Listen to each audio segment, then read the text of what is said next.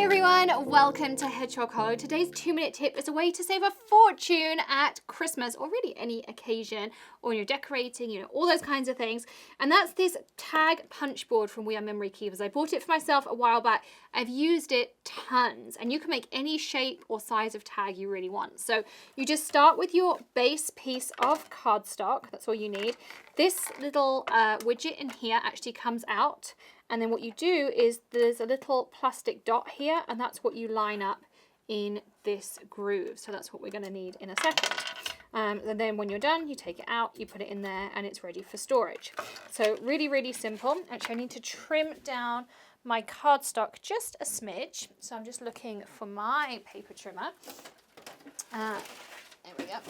So let's go. We're going to have maybe like a 3-inch tag. That's usually a nice size. So I'm just going to trim that off there, and we'll go for about 5 inches long. So you want to cut it down to your base size, and then what you do is you'll see those little markings on here. So there's like I, J, K, L, etc. And that marries up with, there's some in the instructions it tells you how all those marry up, but I have to say I don't tend to kind of worry about that. But what you want to make sure is it's even. So to make sure mine is even, I'm going to go on F. We're going to take our little tool out, pop our stopper in, and do that.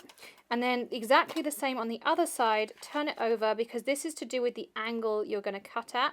So again, I've turned it over, I've lined it up at that F line here, and that just means my piece is going to be at the same angle. So you see now how that's nice and centered. So that's how you do it. So you line it up. If I wanted a less angle, I can go, up to a different line. If I wanted a lower angle, like a more steep here, then you just go down and you cut accordingly. So it just depends on how much you want to cut off and how long you want this piece here to be, whether you just want it to be a complete point. So just make sure you line it up to the same each and every time.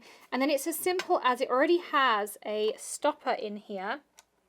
And you want to make sure you line up your piece, and there's guidelines on here to do it. So I know I have a 3-inch tag, so I've lined my edge up here on my edge guideline, and now I'm going to just punch a hole.